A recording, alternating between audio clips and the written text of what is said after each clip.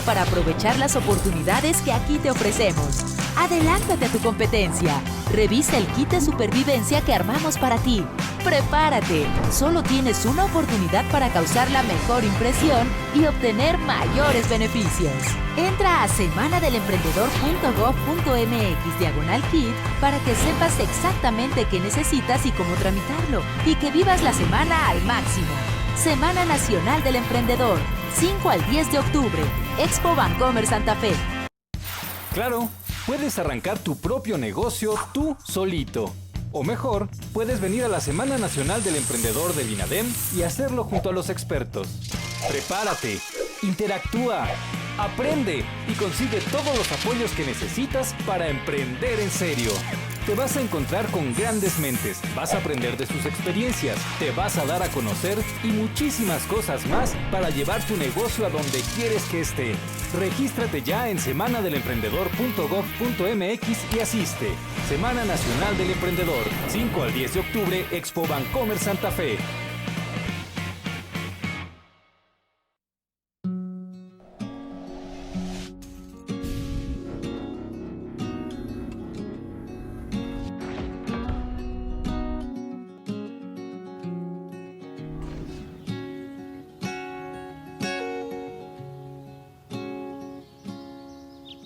Somos agricultores, mi padre, mi abuelo. Esto de los hongos hasta hoy se me hace bastante interesante, aún más porque ya conozco todas las características de los hongos. Pero en ese entonces lo usamos como alternativa para autoemplearnos nosotros mismos. Sí es un poco complicado producir setas, pero también es un hongo que es muy bondadoso, muy dócil, es muy sabroso, que se paga el esfuerzo que se hace cuando alguna persona lo prueba, ¿no? Le gusta, se queda enamorado del hongo y empieza a consumir hongos. Indoxi es un vocablo tomí. El lugarcito de aquí se llama Indoxi, donde está la planta. Indoxi tiene 37 fuentes de empleo directas. Indirectas ha de tener más de 150 fuentes de empleo.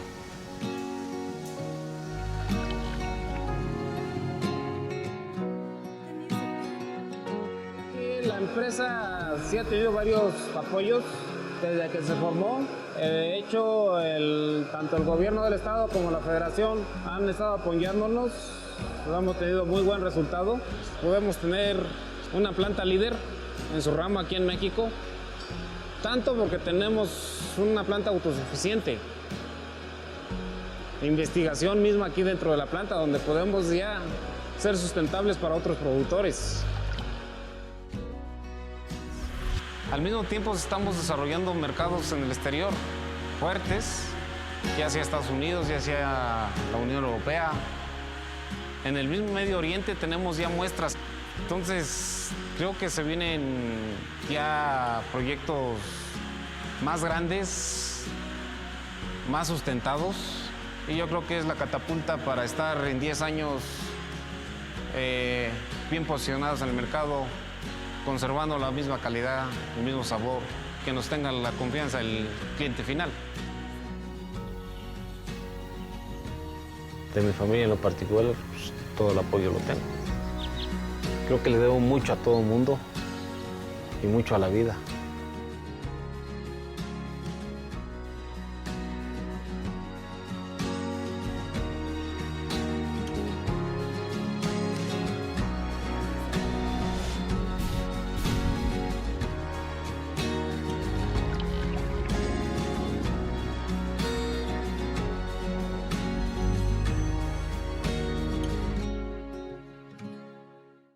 El emprendedor, creo que antes que nada es un loco.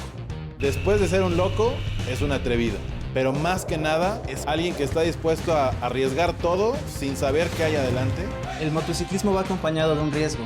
Este riesgo es el que inspiró a Roadjack para ayudar a salvar vidas. Roadjack se dedica a manufacturar ropa para motociclista, especialmente chamarras inteligentes. Chamarras que tienen cuartos, direccionales, stops e intermitentes. Hola, soy Enrique Ruesga, socio fundador de Roadjack y tengo 32 años. Hola, soy José Luis Ramos, socio y fundador de Roadjack, tengo 33 años.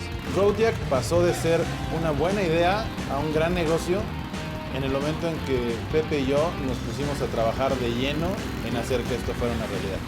Si tú tienes una idea, enfócate en ella, trabaja en ella y sigue adelante. Así es como crece una empresa.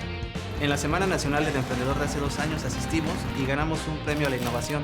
Tuvimos capital para invertir en los primeros prototipos. También hicimos inversión en la patente y en otras cosas. Nos dieron un buen empujón. Hoy México está emprendiendo. Están las condiciones, los apoyos, las oportunidades. La mesa está puesta, solamente faltas tú.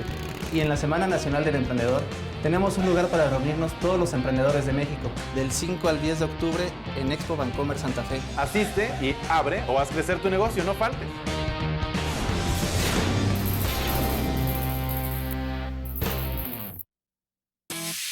¿Generas productos, servicios o modelos que resuelven problemáticas actuales para hacer de este mundo un lugar mejor? Entonces, el ecosistema de alto impacto de la Semana Nacional del Emprendedor es para ti.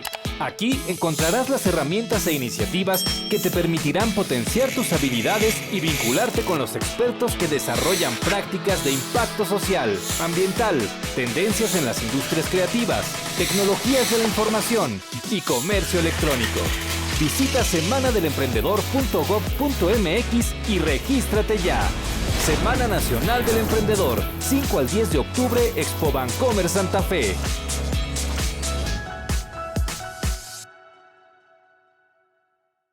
Una gran empresa nace de una gran idea. Si eres niño, joven o adulto, en el Semillero Emprendedor de la Semana Nacional del Emprendedor queremos descubrir al empresario que llevas dentro. Aquí, nuestros asesores te ayudarán a generar y desarrollar tu idea mediante divertidas metodologías y actividades para que armes tu modelo de negocio. Regístrate ya en semanadelemprendedor.gov.mx y comienza tu camino al éxito empresarial. Semana Nacional del Emprendedor, 5 al 10 de octubre, Expo Bancomer Santa Fe. Las grandes oportunidades hay que fabricarlas. Ven a la fábrica de empresas de la Semana Nacional del Emprendedor y pon a trabajar tus habilidades emprendedoras. Durante estos 6 días podrás echar a andar tu negocio de manera formal. Participa en uno de los simuladores de negocios y recibe asesoría en los trámites necesarios para constituir tu empresa. Nosotros te decimos cuál es el régimen fiscal que más te conviene y, por qué no, hasta te ayudamos a diseñar tu marca y logotipo. Aquí las oportunidades sí existen. Regístrate ya en semanadelemprendedor.gov.mx. 5 al 10 de octubre, Expo Bancomer Santa Fe.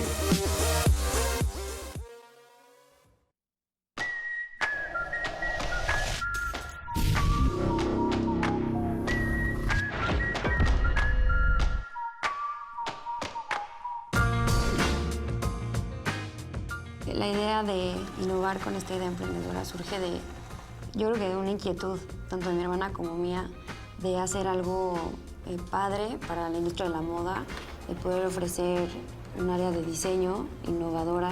La marca creo que ahora ha forjado su propio mundo a través de este nombre. Dentro de mi perspectiva creativa, yo retomo mucho lo que son fantasías. Son cosas que me alientan y que llevan mi imaginación a volarse. Por lo general sí son historias que voy contando a través de colecciones, a través de paletas de color, un concepto que hace todo una historia que al final te vas a terminar poniendo. La empresa ha recibido apoyos de la Secretaría de Economía del Instituto Nacional del Emprendedor. Justo en el momento en el que lo necesitábamos, la verdad es que cuando vamos empezando, yo creo que todos los emprendedores tenemos que ir demostrando y validando que el modelo efectivamente tiene potencial.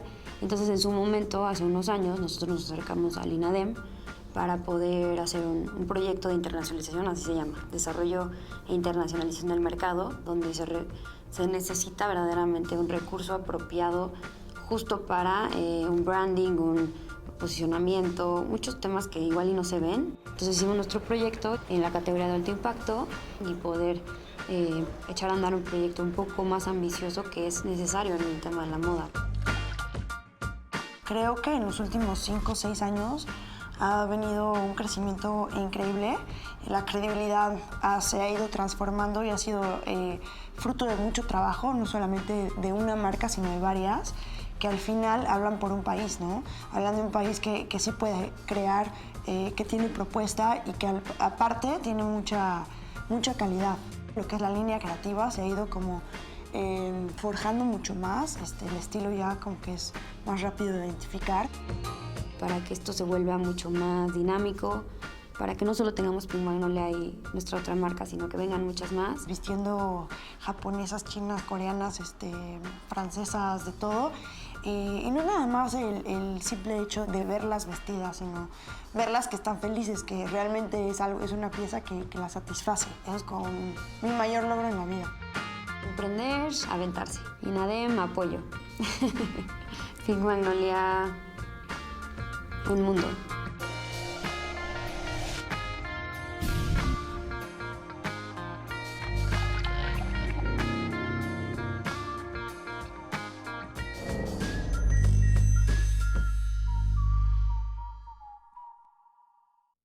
Apasionate por lo que haces. No pienses tanto en cuánto dinero vas a generar, más bien piensa en cuánto cambio estás generando en tu entorno. Hola a todos, mi nombre es Ramón Escobar, director y fundador de la empresa Tequila Soft. Tengo 30 años, nos dedicamos al desarrollo de software empresarial, aplicaciones móviles y Big Data. Todos los días, cuando eres emprendedor, quieres iniciar nuevos proyectos, porque el ser emprendedor es la chispa que te mueve a innovar. El apoyo que hemos recibido de parte del INADEM nos ha servido mucho para estructurar mejor nuestra empresa y cada vez tener una mejor estructura para recibir inversión. El emprendedor siempre está buscando estar con gente que pueda compartir sus mismos sueños, sus mismas pasiones.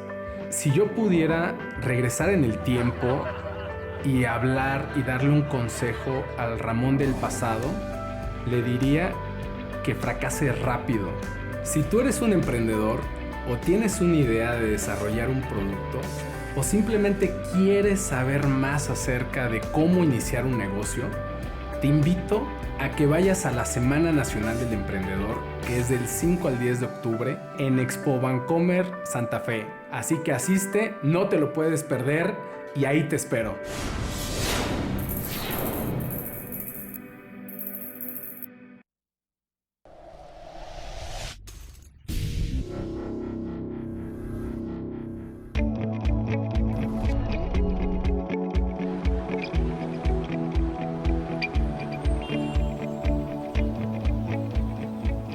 La idea de tener una empresa de gas natural surge hace más de 6 años, donde nos damos cuenta que había un gran desarrollo del gas natural vehicular en otros países.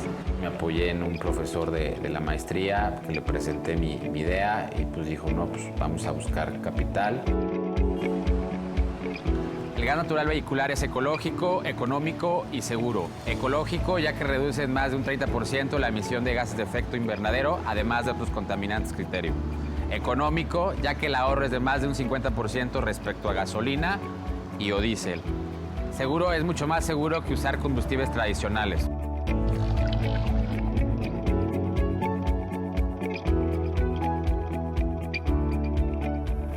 La adaptación consiste básicamente en montar un equipo de gas natural vehicular de inyección electrónica. Su principal componente, digamos, lo que es el cilindro, donde se almacena el combustible a 3.000 libras de presión o 200 bares. Tiene el sistema de inyección, su componente son los inyectores. También tiene una válvula de carga donde se suministra el combustible. Todo esto va en conjunto con una computadora que maneja la parte electrónica y va conectada en paralelo al sistema de gasolina original. Cualquier vehículo de combustión interna puede utilizar el gas natural sin ningún problema. Nuestro principal cliente es transporte público, al ser vehículos de alto consumo y por ende que más contaminan. Financiamos conversiones y o vehículos nuevos a través del pago por consumo, es decir, el ahorro representa la fuente de repago de financiamientos. Con cada carga que hacemos, una parte va al financiamiento, una parte va al combustible. Es más económico que la gasolina. Y el financiamiento es muy relajado, muy tranquilo, o sea, se paga muy fácil. Y gracias a NatGas pudimos adquirir ese tipo de financiamiento, ese vehículo, y ahora pues el trabajo estable, ¿no? No contamina, no tienes que hacer gran cosa. Entonces estamos apoyando, estamos de alguna manera dejándole algo a nuestros hijos. Ya no tanta contaminación, estamos viendo la manera de que ellos se queden con un México mejor.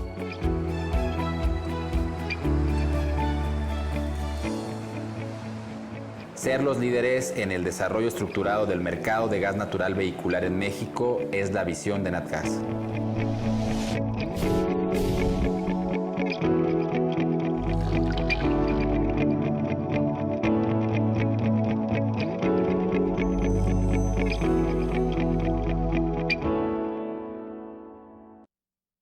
Lo más importante es que tengas fe en ti, que creas en tu proyecto, para que toda tu energía, toda tu fuerza esté en ello. Bienvenidos a Mirmad Diseños. Yo soy Alejandro Miranda, soy el director general de la empresa. Cuando nos constituimos, la idea era diseñar, fabricar, suministrar e instalar todo tipo de mobiliario de madera y posteriormente de metal.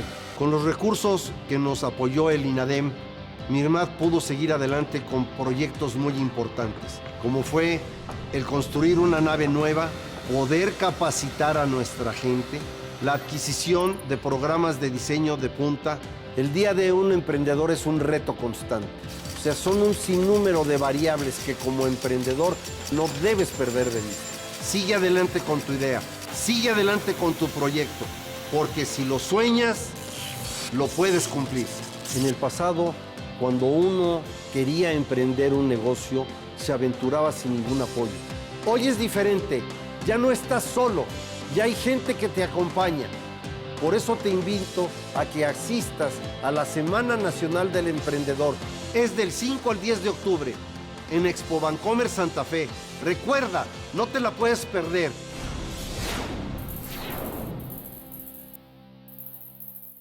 ¿Sientes que el crecimiento de tu empresa va muy lento o que tu idea no termina de despegar? ¿Qué crees que debas hacer? A. Esperar a que se arregle sola. B. Abandonarla. O C.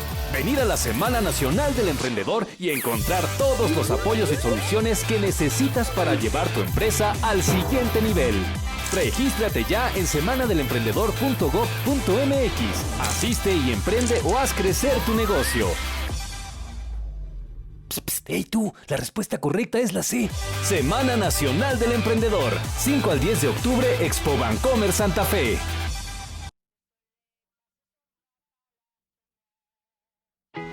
Los beneficios de estar presente en la Semana Nacional del Emprendedor son incomparables. No importa en qué parte del país estés emprendiendo, no te pierdas la oportunidad de interactuar con grandes emprendedores, expandir tu red de contactos y realizar trámites al momento para abrir o hacer crecer tu empresa. Créeme, vale la pena venir. El camino para llegar al éxito es muy largo. Toma un atajo. Entra a semanadelemprendedor.gov.mx/planea tu viaje y conoce las tarifas especiales que tenemos para ti. Semana Nacional del Emprendedor. 5 al 10 de octubre. Expo Bancomer Santa Fe.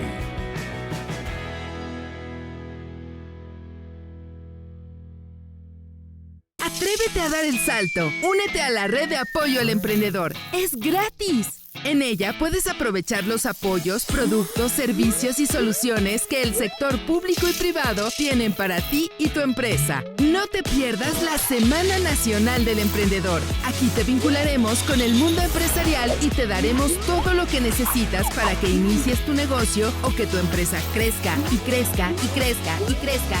Entra a semanadelemprendedor.gov.mx y regístrate ya. Semana Nacional del Emprendedor, 5 al 10 de octubre, Expo Bancomer Santa Fe.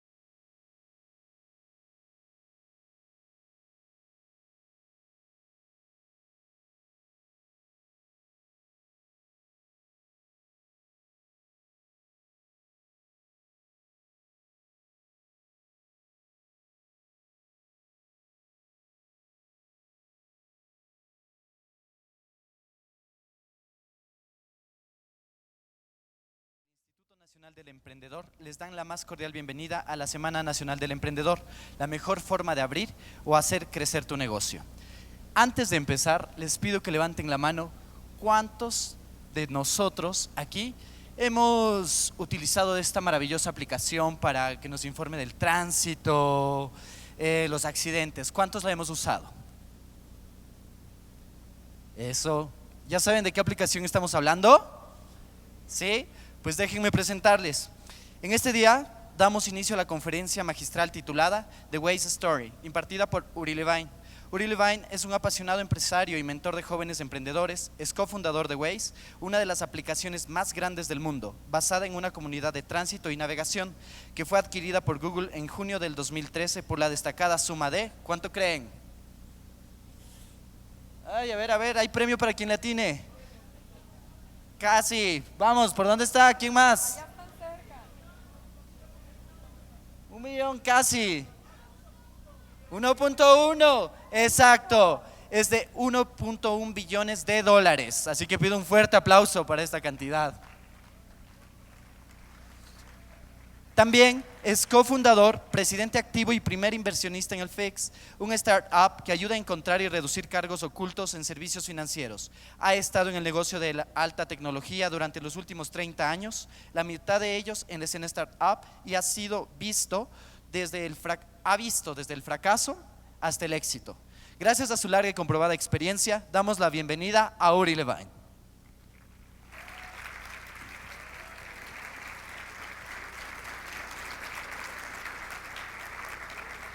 Pero que se escuche, ¿no? Un poquito más fuerte el aplauso. Thank you. Thank you. Thank you. Good afternoon, everyone. I unfortunately will do this presentation in English. I wish I could do that in Spanish, and perhaps I should. But it will probably take me a long time to learn. What I would like to do this afternoon is take you through the Waze journey and entrepreneurship journey. And you know, if people ask me what I do, I am an entrepreneur. I start new startups that I think and I hope that will change the world. So the Waze journey, and okay, it does work, so this is excellent. A little bit about entrepreneurship in general, and who in the audience is actually going to be an entrepreneur and build their own startup. Raise your hand. That's impressive. And by the way, the entrepreneurs are the ones that are going to change the world, the ones that are going to make a better world for all of us.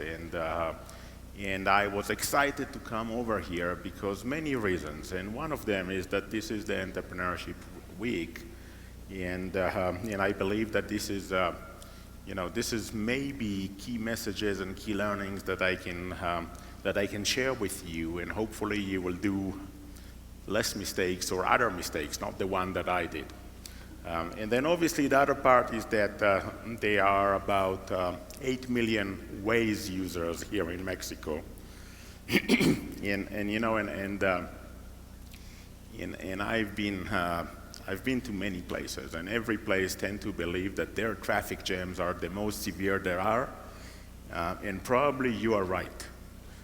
So I just had a sense of the traffic jams here, and it's really bad. So hopefully if Waze can help you to avoid some of the traffic jams and to save time every day, and by the way, we do measure that, and that's quite a lot of time that we actually help save people, then this is the biggest reward. The biggest reward of an entrepreneur is that you build something and people using that and you actually help them. And if I can do that over and over and over again, that will make me a happy person.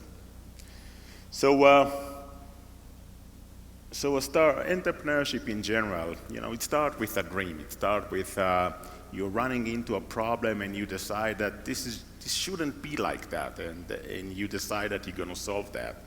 And you start dreaming about the solution, and then you actually developing passion for that. And this is what makes entrepreneurs tick.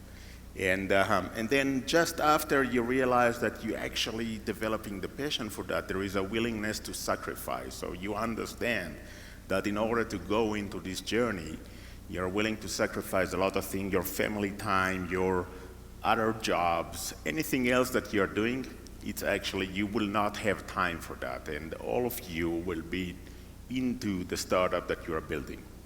And it's a roller coaster, right? It's a roller coaster. Think of the ups and downs and ups and downs. The journey itself has a lot of ups and downs, and it's always longer and harder than you think it is. So if you think this is going to be easy, it's not. If you think it's going to be hard, it's even harder.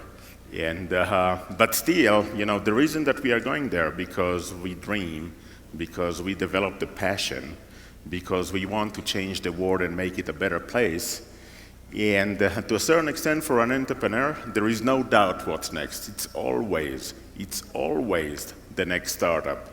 In fact, if you will speak with an entrepreneur and ask them, okay, what are you going to do next? They will tell you, we're going to have another startup. And then you'll ask them, okay, and this other startup, what this other startup is going to do, they do have an answer for that. So, you know, Waze started in 2007. And was acquired by Google in 2013. I left the day after the acquisition in order to start a new startup. But this new startup, I knew from 2009 that this is what I'm going to do next.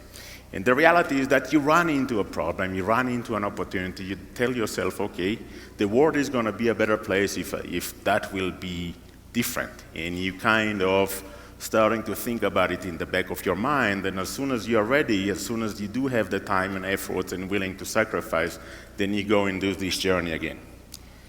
So, so in entrepreneurship, this is exactly like falling in love, right? So you go into your own idea, you think of your idea, and it takes you a little bit of time to evolve that, and you fall in love with your own idea. And it's the same that you are going into a date.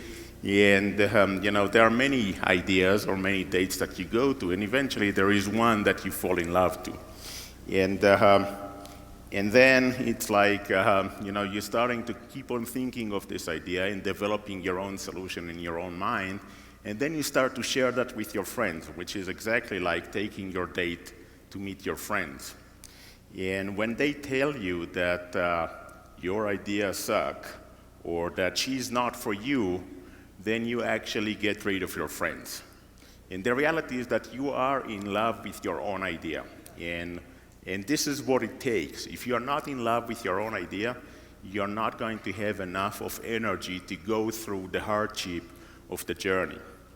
And so to a certain extent, I would say, you know, if you don't love what you're doing, find something else that you do love.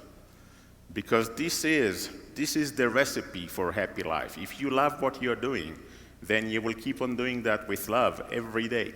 Right? If you don't, you are going to be miserable, and you don't deserve to be miserable. So think about it. Think of something that you love and try to do that. When you start a startup, so earlier we had people saying that they are going to be entrepreneurs. Who is building their own startup right now? Okay, who is in the first year? Excellent. So this is specifically for you, right? So think about these key for success in the first year, and the first one will be fundraising, right? So ask yourself, do I need to raise funding? Or can I become profitable, or maybe I have enough to carry me through the period of time? If you need the fundraising, then ask yourself, what do I need to show? What assets do I need to create in order to raise funds? And then you build the plan to achieve those, and then you go and raise funds. The next thing that is critical is actually the DNA of the company. And in many cases, you know, we start with a mission. We know what we are going to do. We know what's the problem we are going to solve, and we're starting building the solution. So we start with the mission. But at the same time, when we start, we're also starting a company. And this company will have a DNA, will have a business culture, will have a company culture that is up to us to decide on day one what kind of company we would like to have. When we started Waze, we decided that Waze is going to be the best working place we ever had. During the years, During the 5 years that Waze was independent, about 5 people left. That's it. People stayed because it was the best working place. And if you build something that the mission is right and the DNA is right, then you're actually enjoying every day that you're there, and you know that the cause is right. And this is probably the most important thing in order to be successful. Maybe the most critical one is the focus. So, we entrepreneurs, they fall in love with their own ideas. They have the tendency to believe that they can do everything, even though that we are not. But the reality is that in order to be successful, we only need to do one thing right. And so focus is not about what we are doing, it's about getting rid of everything else. So the hardest decisions is what not to do. It's very easy to say we can do everything, but we can't. We need to do only one thing right.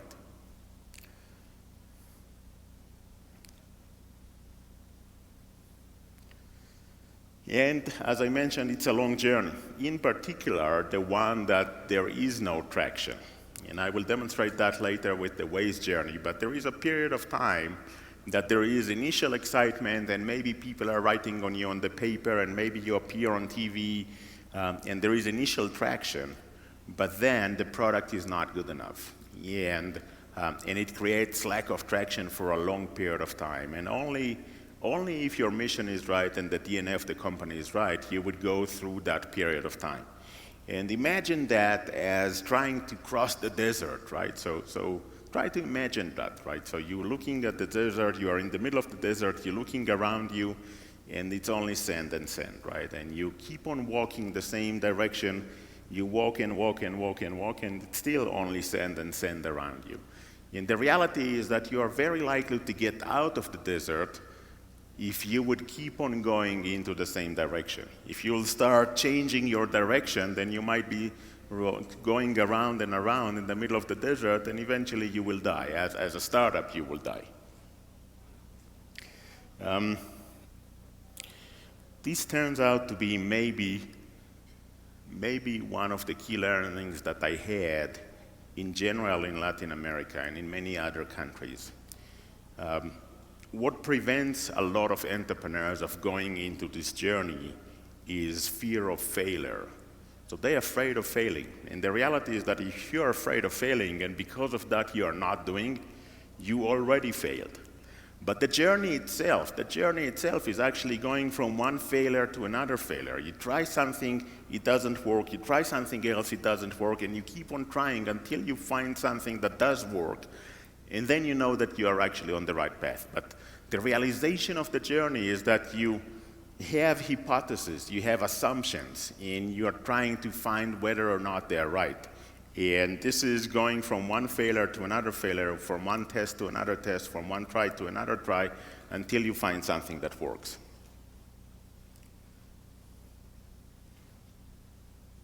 By the way, just putting things into perspective, second-time entrepreneurs have 5 times higher likelihood of being successful. And it doesn't matter if the first time was success or failure. So just keep in mind that we learn so much better from failures than from being successful, that if you go into this journey and fail, just remember one thing: the likelihood of being successful this time, 5 times higher.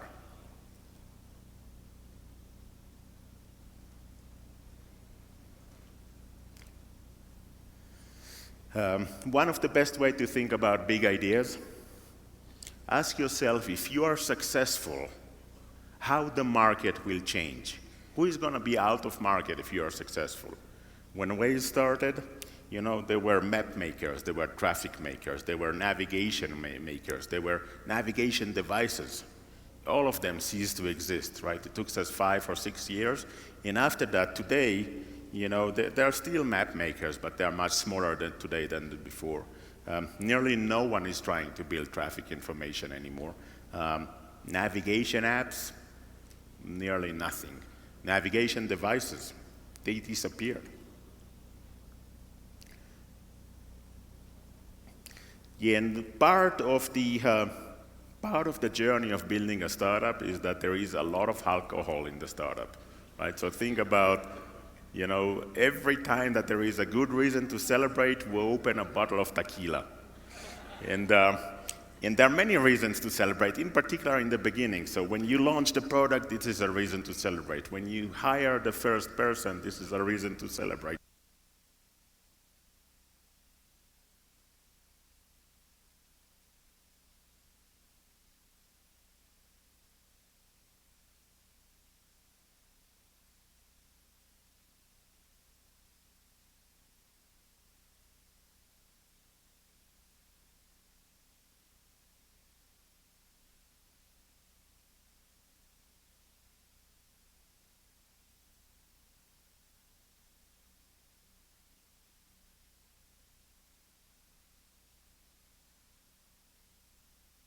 How you deal with patent infringement or with lawsuit and so forth. The first time that Waze server failed, that was actually a major failure. We had an outage of many hours, and all the newspaper in many places say that Waze is a problem, right? That we don't know how to drive anymore without Waze, and if it fails, then this is national disaster. The best thing that you can have is actually people that are using your product telling you thank you. And this happens if you're building a product that creates value to users, you will get a lot of those, and this is the biggest reward.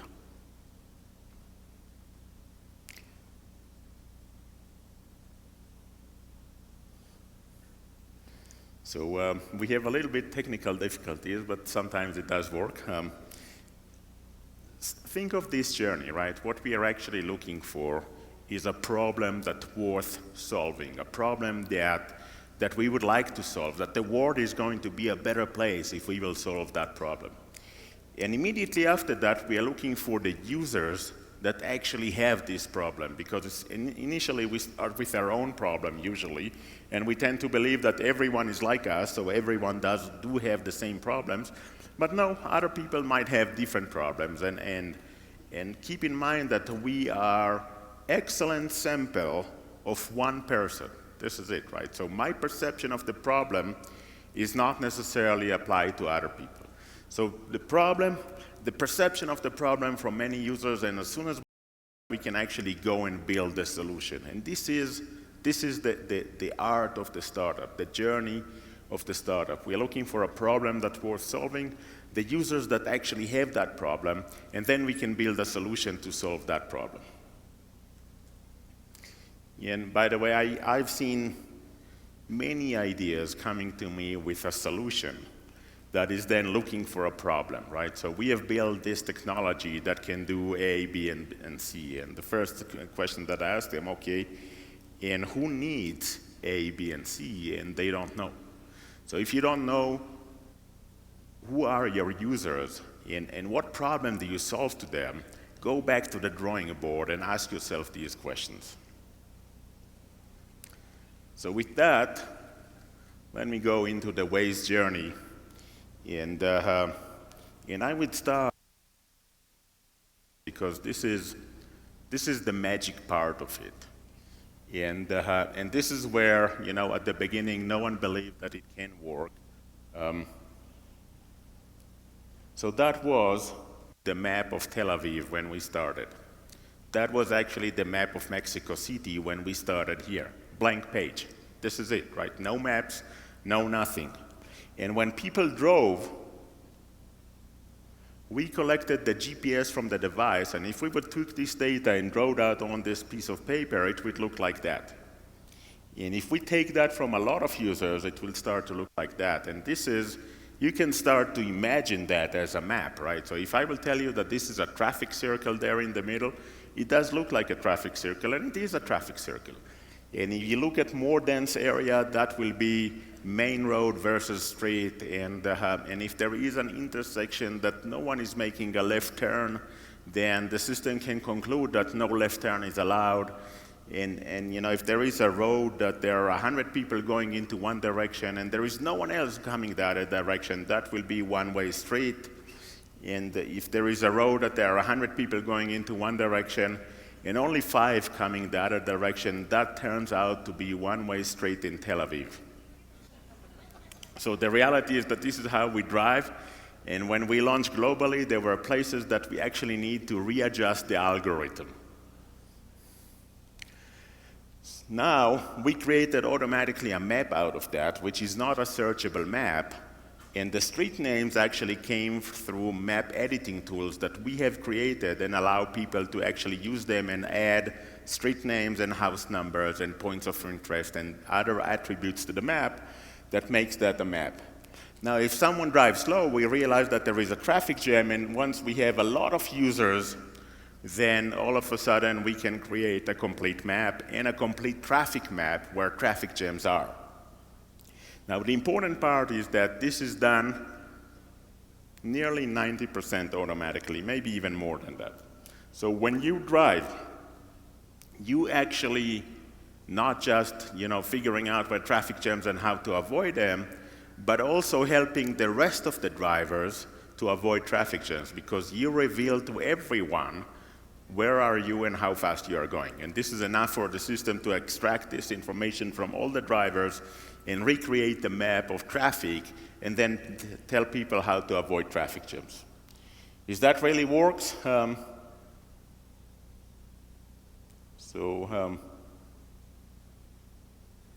Well, I can tell you that earlier today there was a video here that shows how the map is being created. And this is, it seems like it seems like a magic, because the map is actually created out of a blank page, and the map was created in a lot of places, nearly everywhere. So anywhere that people would drive, it will create a map. Yeah, and it took in some places about 6 months for the map to become good enough, and at least in particular in metropolitan areas. And as soon as you become good enough, then you're starting to win over competition. So you can go later into YouTube and look for, search for this video. It calls, Waze map after 6 months or something like that. But unfortunately, it's not played automatically. If you drive someplace that no one drove before, then your avatar will change into a roller steamer, and you actually pave the road as you drive. And this is, I think, this is, so Waze is a crowdsource, right? It's being created by the drivers, for the drivers. We used to call that, I think it was translated to Spanish into red social de conductores para conductores. Yeah, and this is what it is, right? So we, the drivers, help the rest of the drivers to avoid traffic jams. There are many crowdsourced companies, right? So obviously Wikipedia, right? So think of, Wikipedia started 2001, and by 2011, Britannica actually shut down. So it took about 10 years to create enough value that everyone else became irrelevant. So crowdsource in general works in 2 fashions, right? Only 2 fashions. One is that the knowledge is accumulative. Wikipedia, for example, or the map and street maps and street names and house number at Waze. The other fashion, which is, for example, how Google works, is automatic. So when you search something in Google and then there is a list of options, you click on one, the algorithm takes that into account and basically tells himself, okay, if someone looks for that, this is what they mean. And this is being done automatically, the same as the traffic at Waze. So only 2 options. If your knowledge is accumulative, you can do that. If you are collecting data automatically, you can do that. If you try to create knowledge base that is based on crowdsource, which is real-time data with active participation, you will never reach critical mass. It's not enough. So Wikipedia, Waze, critical thing of the aspect is that you need to trust the data. Now, Waze never validated the data. We didn't know. If people would provide false information, we wouldn't know. But we have created tools for the people to actually monitor that and basically override information that is inaccurate. But we as a company, we never knew which part of the information is accurate and which part is not. The reality is that if you create the tools, most of the information will be accurate most of the time. Sometimes there will be deviation, but in reality, this turns out to be very, very small fraction. So the Waze journey, it started in 2006, and the one that started with the CTO of Waze, and he actually tried to build something on that will create maps automatically. So as you drive, it will create the maps, and it was running on a PDA. You know, there are some young people in the audience, so I'm not even sure that you know what a PDA is. But long time ago, just before we had you know, smartphones and iPhones, there was a digital device like a pocket computer that was called PDA, and the first version of Waze was running on PDA. And it was only out by himself, and he was trying to do that not even as a startup, but just as a project in Israel. And only in 2007, we decided that we're going to do that.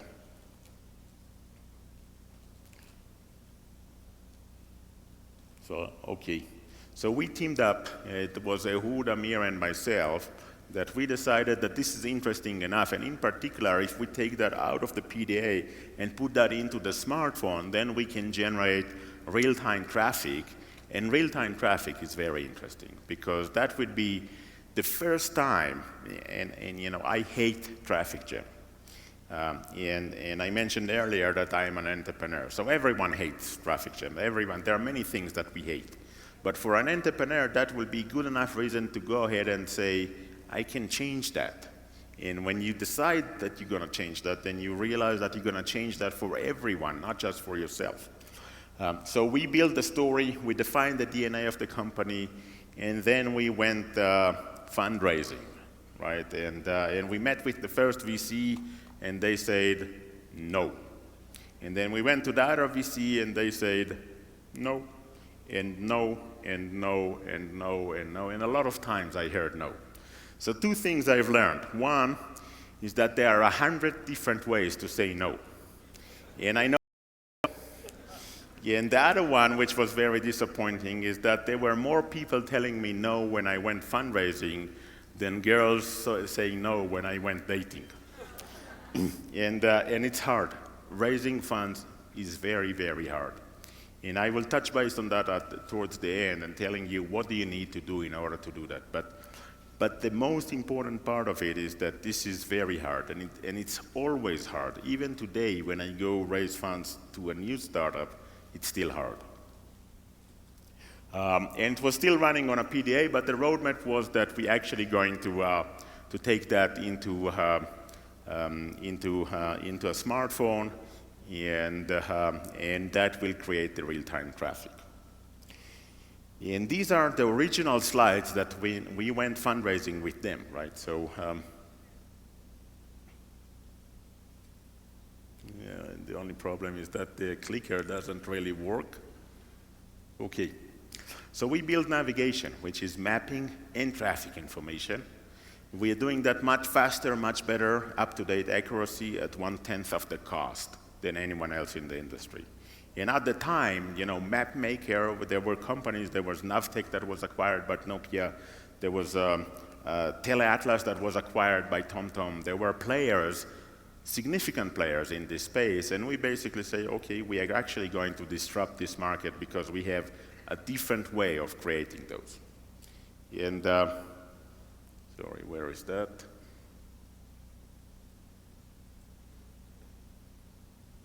Okay, and the smart or the magic is with the fact that we are actually doing that automatically. So automatic user-generated content. We collect the GPS data from the device as you drive, and you don't have to do anything else except driving. And that creates, you know, for us, that was the magic. For the investors at the beginning, they didn't believe it can work.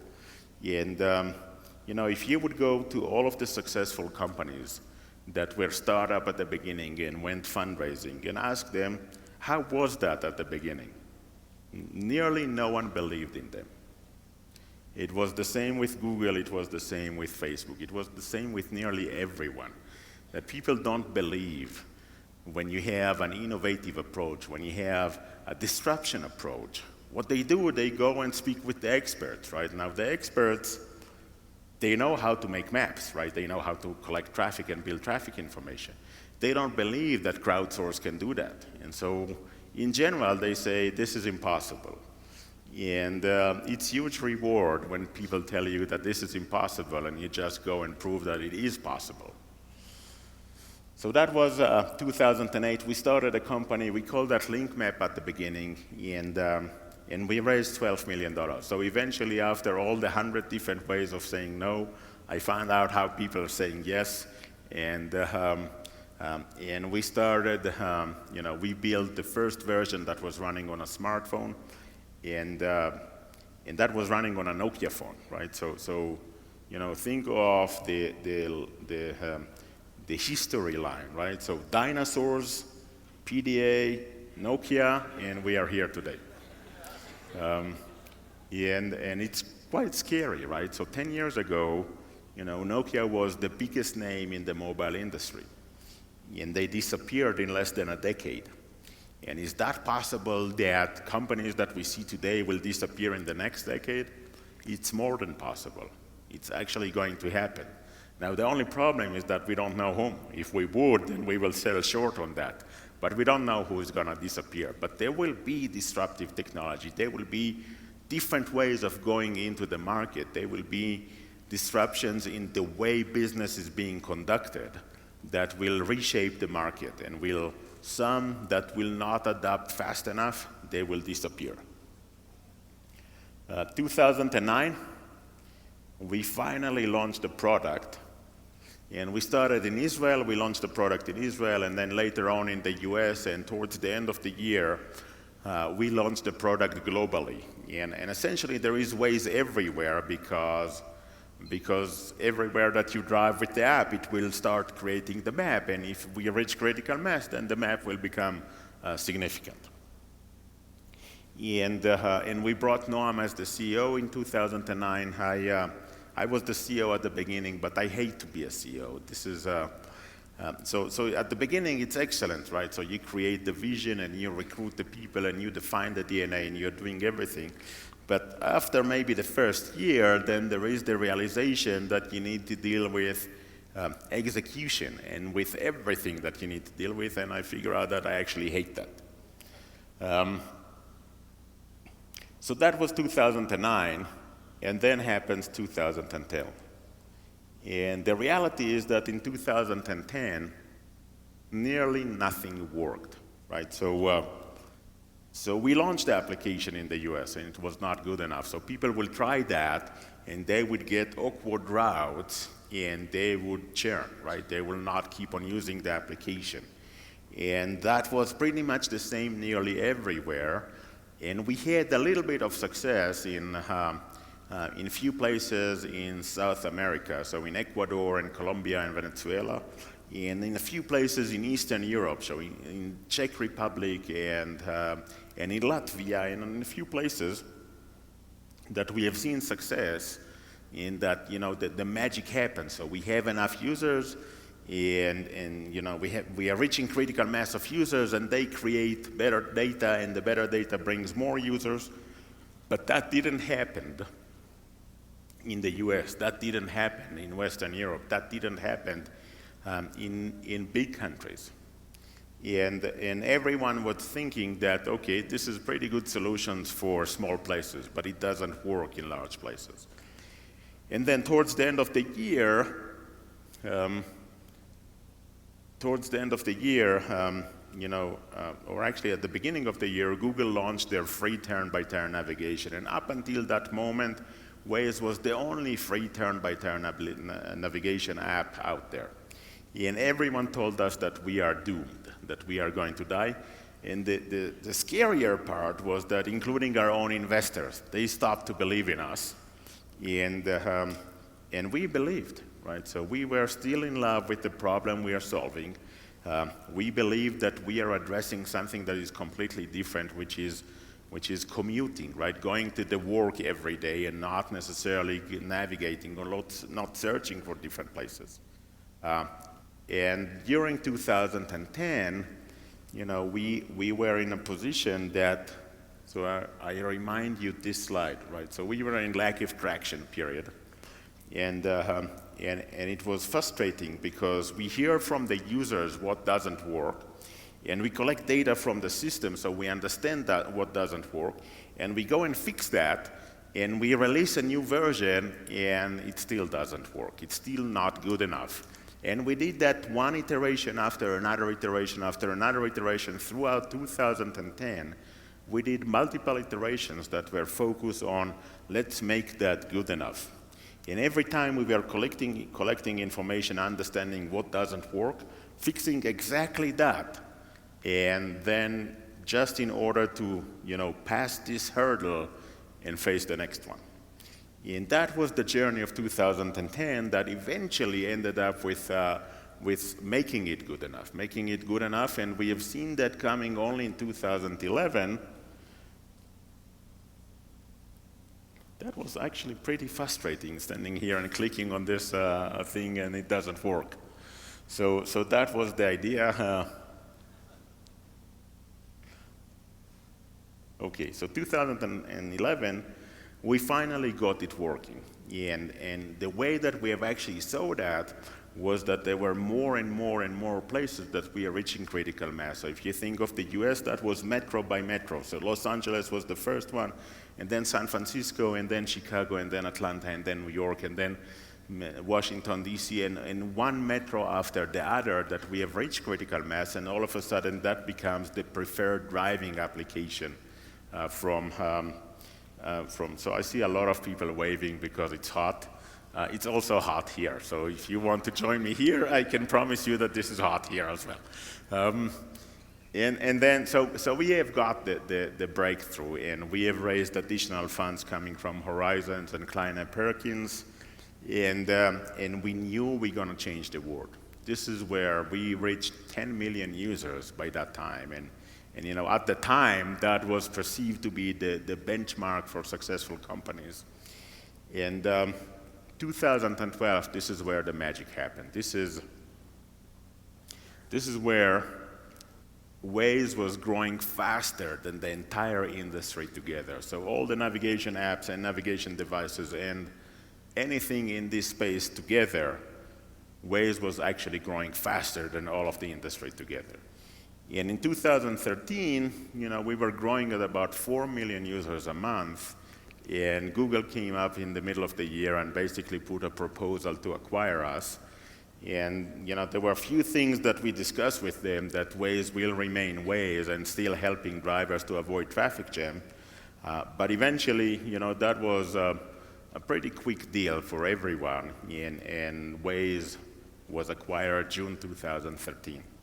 And I left the day after, literally the day after the acquisition, I left in order to start a new startup. And so let me go into some of the key conclusions, and if you want, they will be the sum of all of my failures. So all of my mistakes are going to be in a few slides that have the most critical tips for entrepreneurs. And if you write them down, if you take a picture of them, and if you would remember to avoid them, then maybe I helped you just a little bit to build your startup being more successful. So remember the journey itself, we're looking for three things, right? The problem that we want to solve, the users that actually have that problem, and then we can build a solution for that. And we are looking for something that works. So we are in the journey of searching for something that works, and every time we try something, and if it doesn't work, then we try something else, and if it doesn't work, then something else, and so forth, until we find something that works.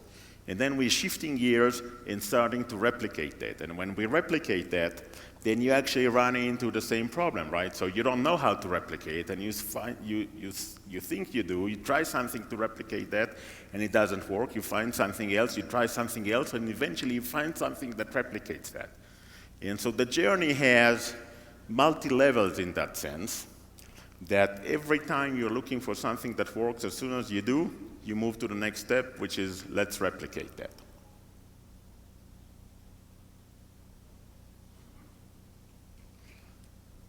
Something that works. I thought that you're going to bring me something that works. Thank you.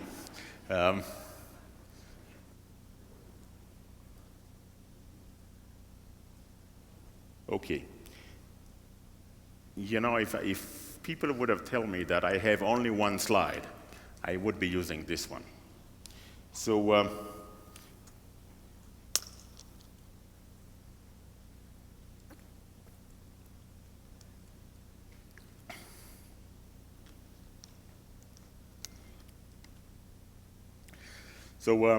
who are your users and what's their perception of the problem? And in many cases, you know, we tend to believe that we understand that, but the real way to find out who the users are is actually speak with them, right? So speak with people around you and ask them if they experience the same problem and what's their perception of the problem and how much is that important for them to solve them, and then introduce the solution. So speak with the users if you want to get their feedback.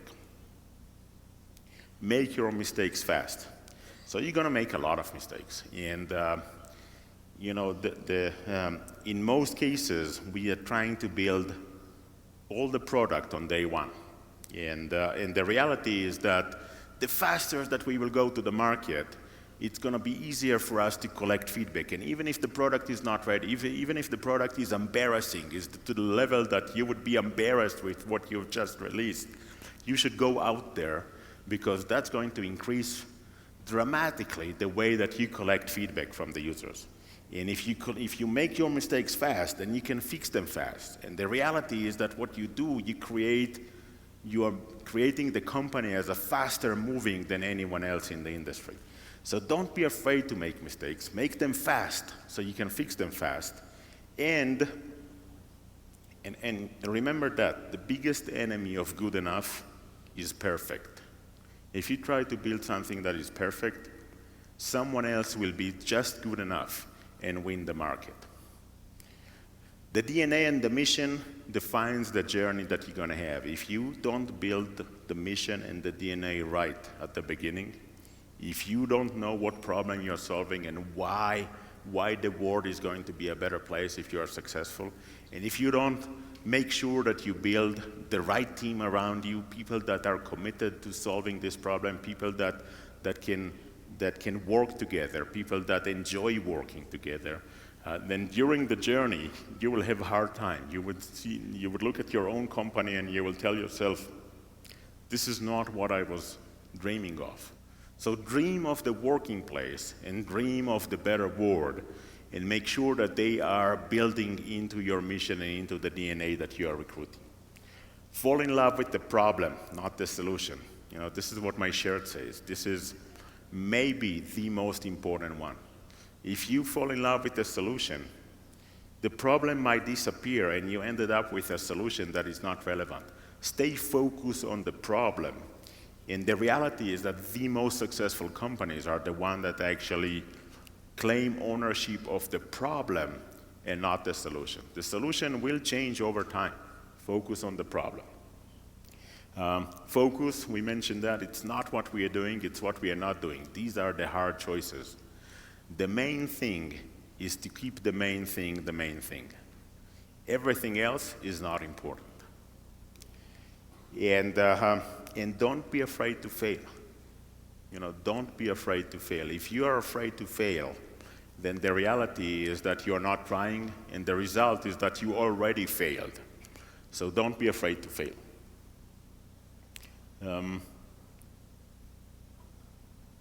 Okay, fundraising. A couple of months ago, I went into one of the Israeli VCs and sat down in a conference room with one of the partners, and I asked them, how long does it take you to decide if you like the entrepreneurs or not? And so he was looking at me and asked me, okay, do you want the real answer or the right answer? And I say, I heard the right answer so many times. For a change, I want the real answers. And so he was looking at the door and looking at me, looking again at the door and looking at me, and then he said, before they sit down.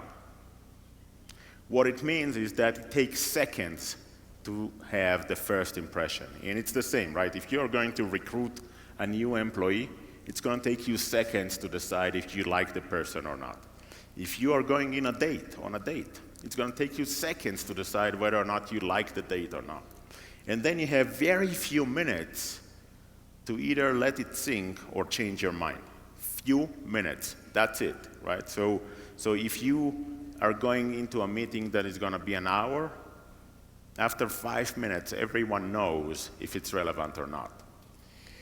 And so therefore, you start with the strongest point at the beginning, because maybe you wouldn't even have time to say what's the strongest point. It could be about the team, could be about the size of the market, could be about your already achieved milestones, could be about anything, but you start with that. This is the strongest point. You start at the beginning.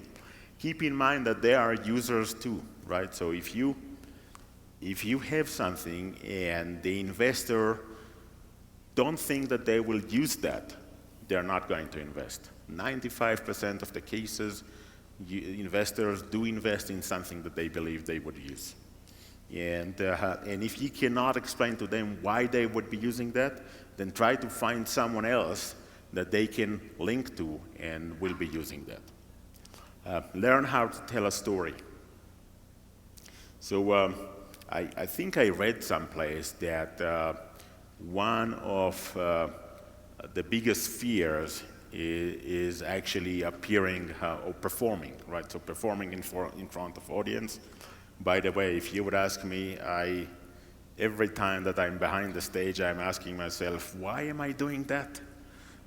And the key reason is that I believe that I have a message to deliver, and I'm overcoming my fears of being on stage, and in particular this stage, because there is no podium that I can hide behind it, and so it's scary, right? And it's always scary, and you look at the audience, and in particular, you don't even know what they think, and so it's always scary.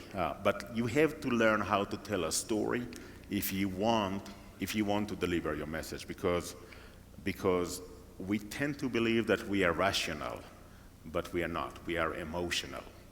All those decisions are emotional based. And if we can create a story that have emotional engagement, then we can engage the investor, then we can engage the users, then we can engage many people that would use and would actually create some sort of emotions. So if I can tell you, we hate traffic, right? And we encourage emotions, right? And if we encourage emotions, then we not only encouraging usage, we also encouraging us, people telling other people, and this is critical in order to be successful. So storytelling, if this is a VC, they don't care about anything else that is not a big market.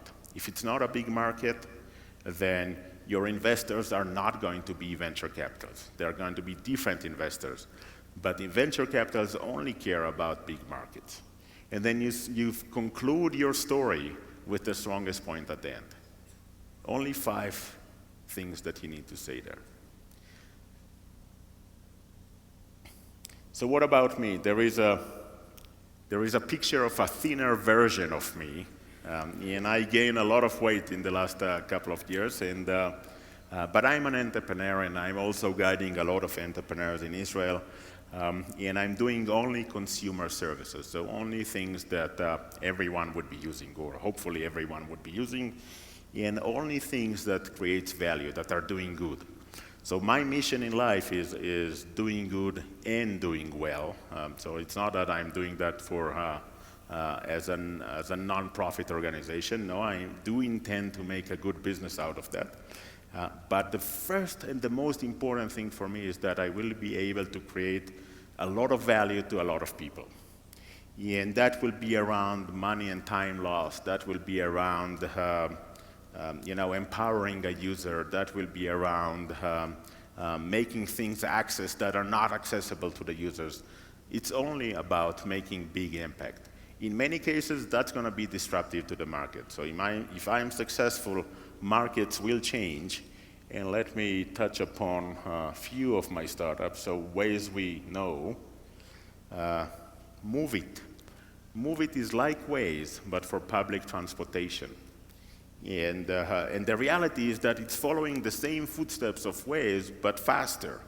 And now I think that just recently it was announced that this is the global leader of public transportation app. And the reality is that there are more people using public transportation than there are drivers. Feex, we call that Robin Hood of fees. It deals with the biggest secret in the world, financial fees.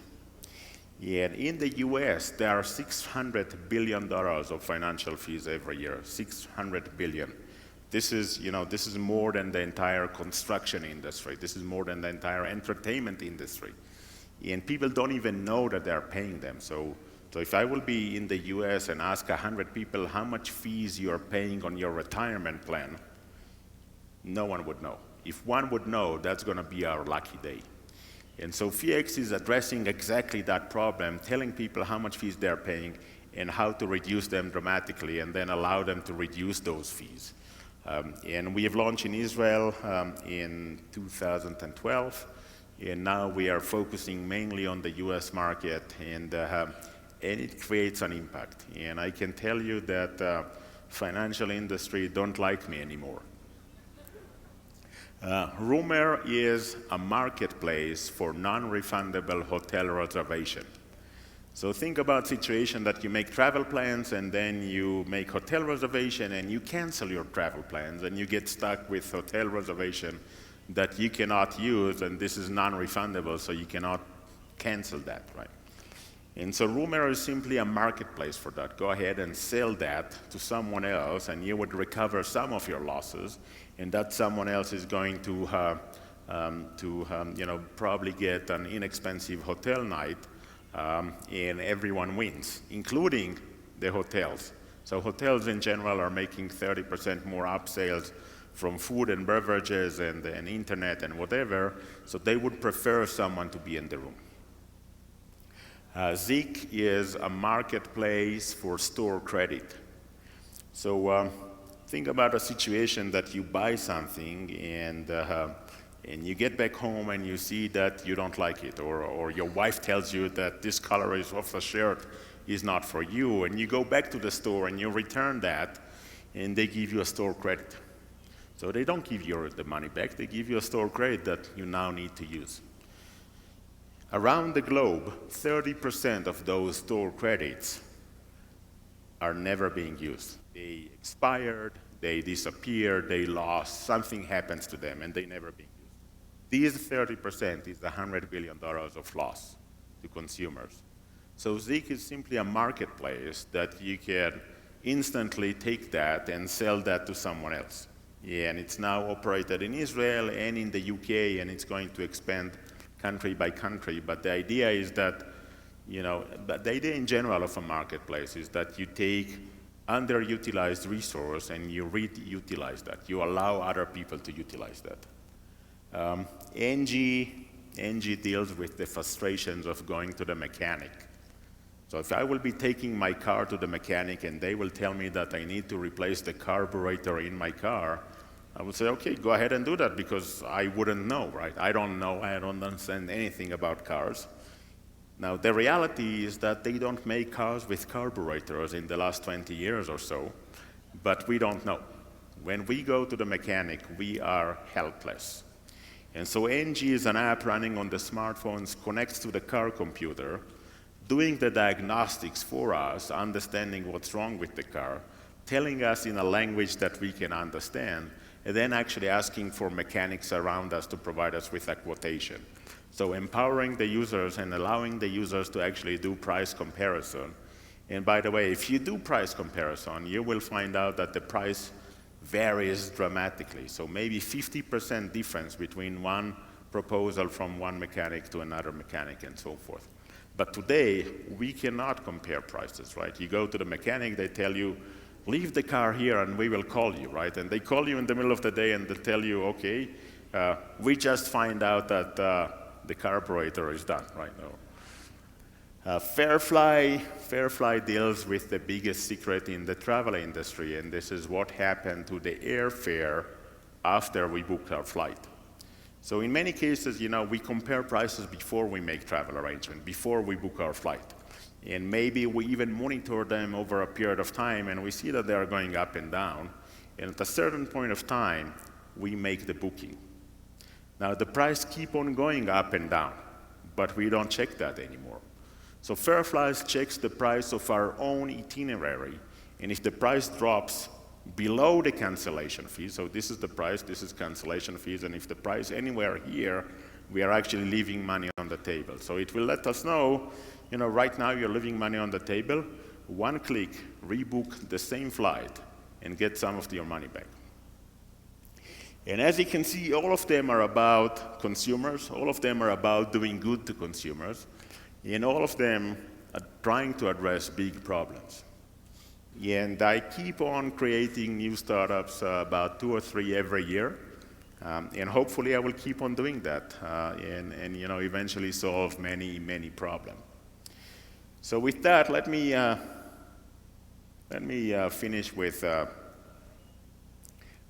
one more story. That it's an old story, so I assume that many of you have heard that, but it's always good to have refreshing to that. So there was a big conference in year 2000, and a lot of CEOs came to the conference, and the presenter was standing behind the podium, so there was a podium, and he was taking a glass jar from underneath the podium and putting it on the podium and asked the people whether or not the jar is full. And so everyone say it's not, and he say you're right. And then he, from underneath the podium, reached out to a basket full of baseballs and poured those baseballs in, and there were like 3 or 4 of them fitting into the jar, and the rest overflowed. And then he asked if the jar is full, and people say yes, the jar is full. And said, wait a minute, from underneath the podium, box of M&Ms, and he pours the M&Ms, and the M&Ms, fits between the baseballs, and ask if the jar is full or not. And people say, some of them say it is, and some of them realize that maybe it's not, and there was a bucket full of sand, so he poured some sand, and eventually he took the water, and I wouldn't pour the water, but I'll drink a little bit. And eventually he poured the water into the jar and asked if the jar is full or not. And people say, yes, it is, and he said, you're right. So what does it mean? And so someone from the audience say that, it doesn't matter how full your agenda is, you can always fit one more thing into it. And he looked at it and he say, no. The baseball, these big balls, are the most important things in our life. And the M&Ms are the one that provides us with color and taste and everything else. And the sand and the water are the one that will take every available resource that is not being utilized, time, money, everything. Now, if you put them in this order, everything will fit. But if you'll start with the waste timers or with everything else, then these baseballs, these big balls, these big things in your life will not fit into your life. So now go and figure out what are the most important things in your life and make sure that you deal with them first. The rest will follow. Thank you very much.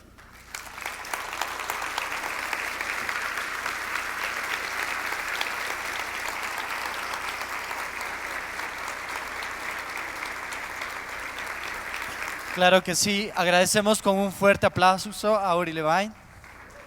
Que se escuche, por favor. Una de estas conferencias no las tenemos a diario. Thanks for staying here. Thank you. Les queremos agradecer todos por estar en esta tercera emisión de la Semana del Emprendedor. Les invitamos a que nos sigan acompañando en las demás conferencias que tenemos. Muchísimas gracias.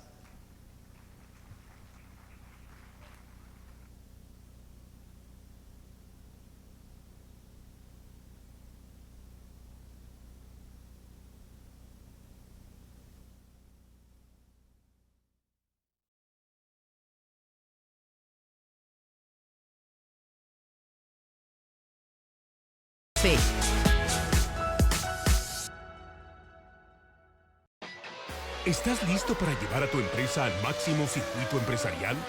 En el ecosistema Mi Pymes en Movimiento de la Semana Nacional del Emprendedor te decimos cómo. Moderniza tu empresa. Aquí te damos acceso a la mejor tecnología. Crece. Nosotros te ayudamos a que exportes tu producto. Multiplícate. Adquiere una franquicia o microfranquicia. Conoce las opciones que tenemos para ti. Y claro, desarrolla y fortalece tus habilidades empresariales para que llegues en primer lugar a la meta. Entra a semanadelemprendedor.gov.mx y regístrate ya. Semana Nacional del Emprendedor. 5 al 10 de octubre. Expo Bancomer Santa Fe.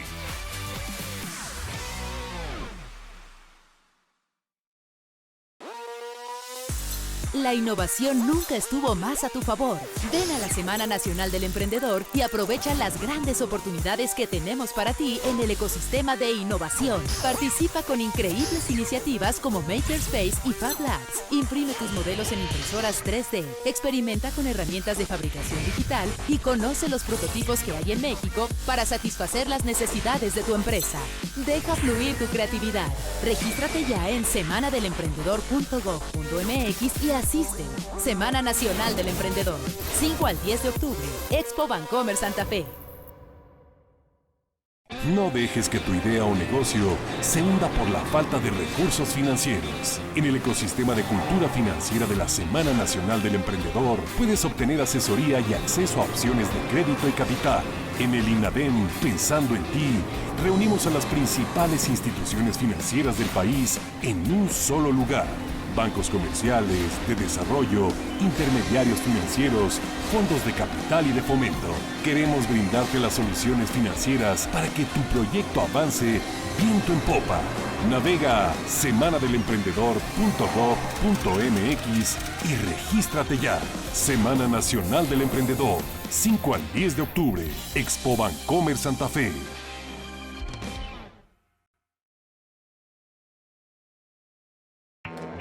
Hola, soy Diego Castillo. Empecé en el tema de la comida hace 10 años. Con el tiempo me asocié para hacer crecer la marca. Ahora son 7 restaurantes los que operamos. La verdad, me encanta lo que hago. Creo que la principal cualidad de alguien que emprende es siempre dar un paso adelante y nunca detenerse. La mejor forma de abrir o hacer crecer tu negocio está en la Semana Nacional del Emprendedor. Regístrate. La Secretaría de Economía y el Instituto Nacional del Emprendedor te invitan. Gobierno de la República. Esta tienda me pertenece a mí y a mi socia y hermana Pamela Wong. Esta tienda es el lugar donde trabajamos para presentar todos los diseños que la marca ofrece. Mi marca lo que transmite es libertad, elegancia y un toque de diversión. Emprender es solamente un paso para poder consolidar una empresa y crecerla.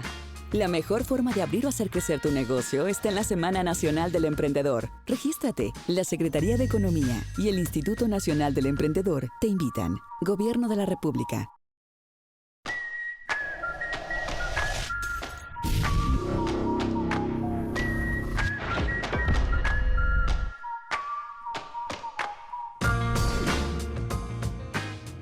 La idea de innovar con esta idea emprendedora surge de, yo creo que de una inquietud, tanto de mi hermana como mía, de hacer algo padre para la industria de la moda, de poder ofrecer un área de diseño innovadora. La marca creo que ahora ha forjado su propio mundo a través de este nombre. Dentro de mi perspectiva creativa, yo retomo mucho lo que son fantasías. Son cosas que me alientan y que llevan mi imaginación a volarse. Por lo general sí son historias que voy contando a través de colecciones, a través de paletas de color, un concepto que hace todo una historia que al final te vas a terminar poniendo. La empresa ha recibido apoyos de la Secretaría de Economía del Instituto Nacional del Emprendedor.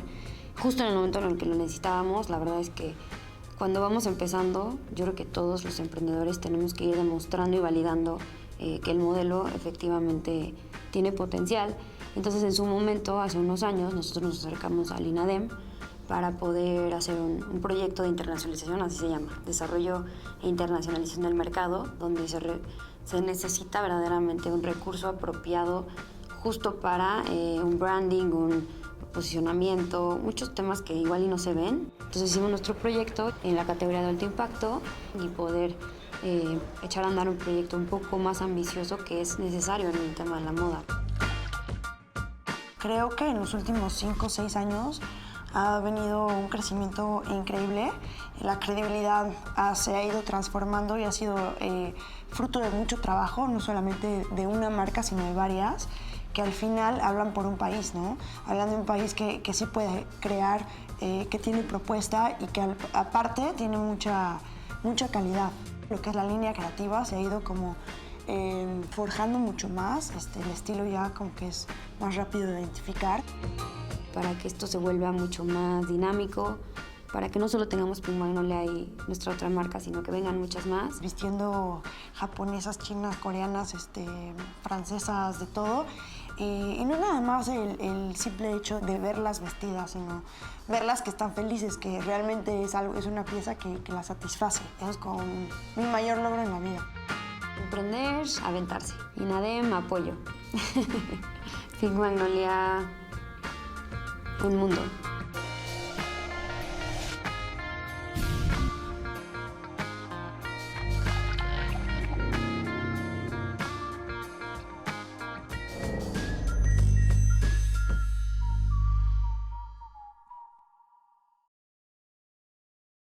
Los mejores superhéroes no siempre tienen superpoderes. En la Semana Nacional del Emprendedor te presentamos a superemprendedores como Uri Levine, fundador de Waze, Rosario Marín, la mexicana que llegó a ser tesorera de Estados Unidos, Jordi Muñoz, quien pasó de mini a millonario, Carla Willock, la mexicana que conquistó el Everest, Paola Longoria, campeona mundial de racquetball, y muchos otros más. Ellos han cambiado la vida de muchas personas y ahora quieren cambiar la tuya. Regístrate ya en semanadelemprendedor.gov.mx y asiste a las conferencias magistrales. ¿No puedes venir? Ve todas las conferencias en vivo desde un punto conectado cerca de ti. Hay más de 3,000 en todo el país. Semana Nacional del Emprendedor. 5 al 10 de octubre. Expo Bancomer Santa Fe.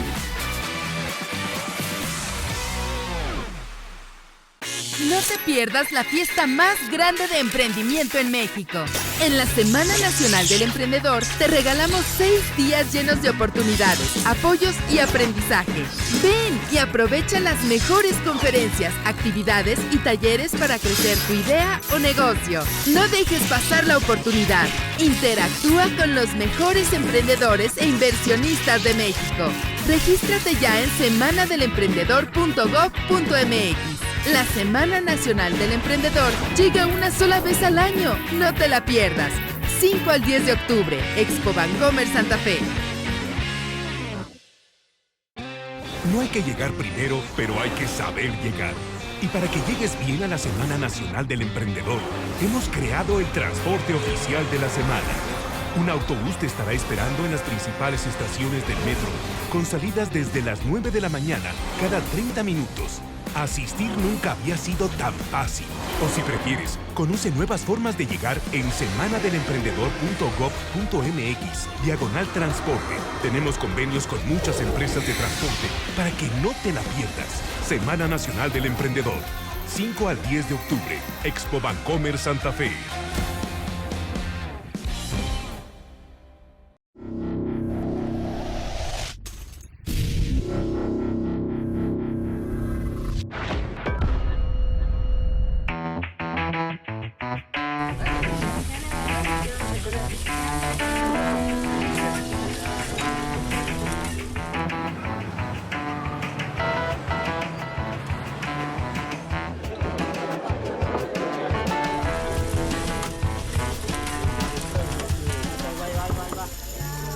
Yo empecé hace 10 años en el tema de los restaurantes, empecé con una taquería chica.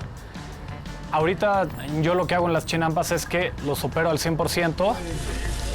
Bueno, el concepto se le ocurre a mi socio Diego Castillo, que su familia es de Sonora.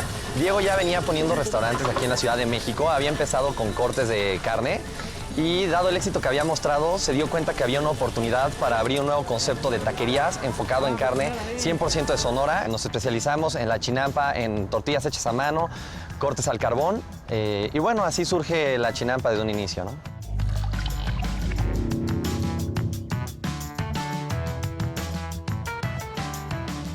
La verdad nosotros fuimos muy afortunados y creo que sí había un nicho de mercado especial para este tipo de tacos.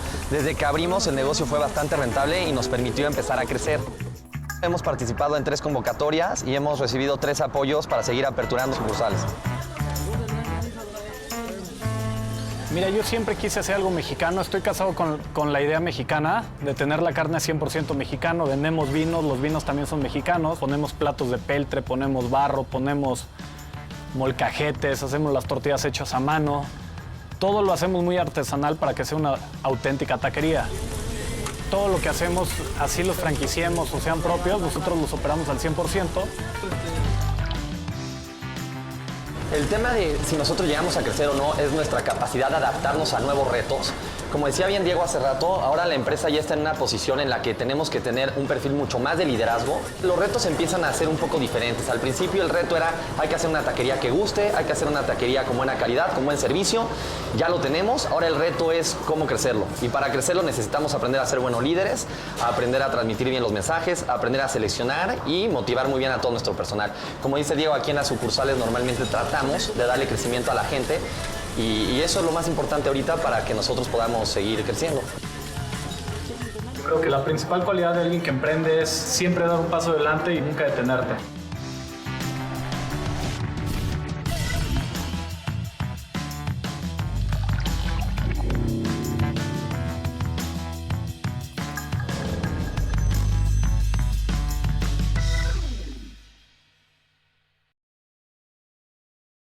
Una de las cosas más difíciles de ser emprendedor es que en un principio estás tú solo. Me ha tocado hacer roles de absolutamente todo. Compras, ventas, secretaria, ir a cargar las muestras, llevar el material físicamente. Sin embargo, cuando empiezas es la única manera de poder seguir creciendo. Hola, soy Andrea Sornio, tengo 24 años y soy de la ciudad de Querétaro. Mi empresa se llama Empros y me dedico a lo que es embalaje. Genero alrededor de 10 empleos indirectos. Empecé Empros porque quiero hacer un cambio en mi comunidad. Quiero cambiar la cultura del reciclado. Quiero que las empresas empiecen a ocupar todos estos productos de embalaje una y otra vez. El apoyo que yo recibí de INADEM fue de la convocatoria 2.2, la cual es para hacer crecer o crear un negocio. A mí me ayudó a empezar, ya que con esto pude comprar todo el material de oficina que necesitaba, como una computadora. En uno de los trabajos que tuve antes de emprender, me preguntaron si me veía haciendo eso por el resto de mi vida.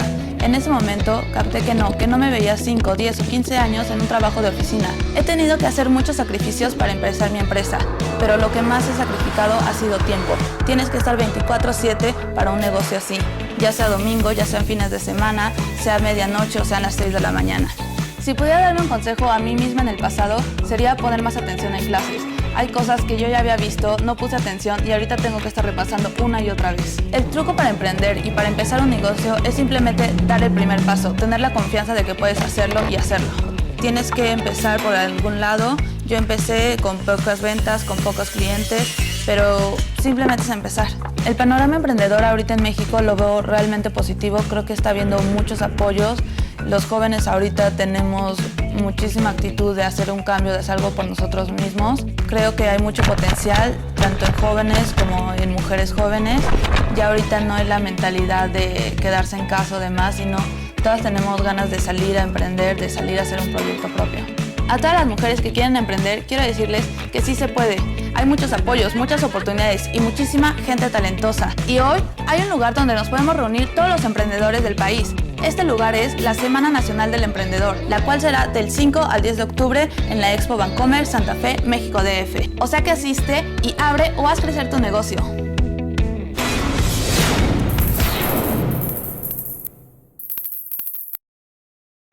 Te encanta salir de vacaciones, ¿verdad? Y si es fuera del país, mejor, ¿cierto? Entonces, ¿por qué no hacer lo mismo con tu empresa?